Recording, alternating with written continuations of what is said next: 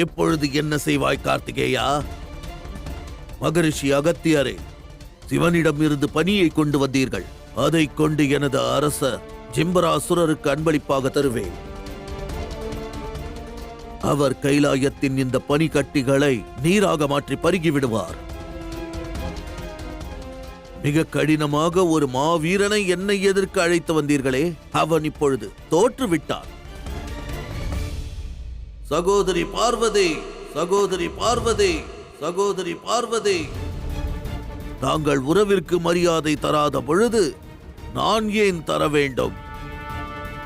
அந்த தேவாதி தேவர் ஜிம்பராசுரரின் இந்த சேனாதிபதி தங்களது சகோதரன் கிரௌஞ்சன் தங்கள் மகனை சம்ஹாரம் செய்வான். தங்கள் மகனை சம்ஹாரம் செய்வான்.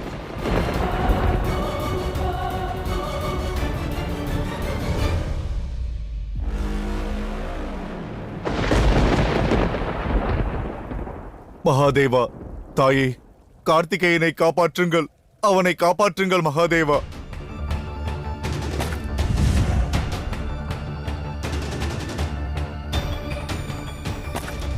அன்னைக்கு என்ன நேர்ந்தது? மிகவும் ஆபத்தான தருணத்தில் அவர்கள் கண்களை எதற்கு மூடிக்கொண்டிருக்கிறார்கள்? அன்னை தியானம் கொண்டிருக்கிறார்கள்.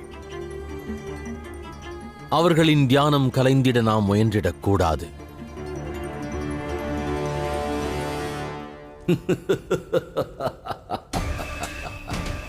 பார்வதியின் தியானம் கலைவதற்கு முன்பாகவே யுத்த களத்தில் கார்த்திகேயனின் உயிரை கிரௌஞ்சன் பறித்திருப்பான்.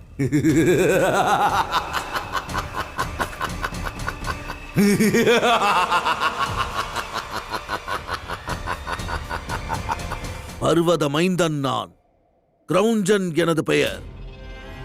மருமகனே கார்த்திகேயா, உன்னை பர்வதத்திற்கு கீழ் புதைக்கப் போகிறேன். அந்த பர்வதத்தை உன்னால் எதிர்த்து போரிட இயலாது.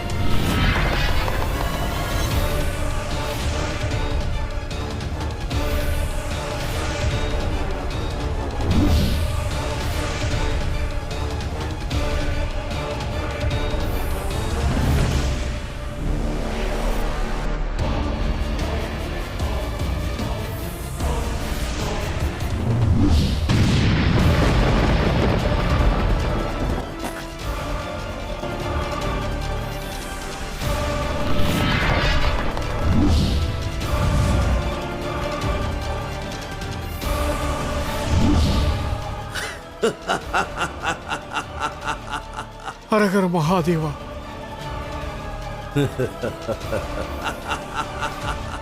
மாமா கிரௌஞ்சனை போலவே இந்த பர்வதமும் என்னுடைய தாக்குதலால் பாதிப்படையாமல் இருக்கிறது. அன்னையே, தந்தையே, எனக்கு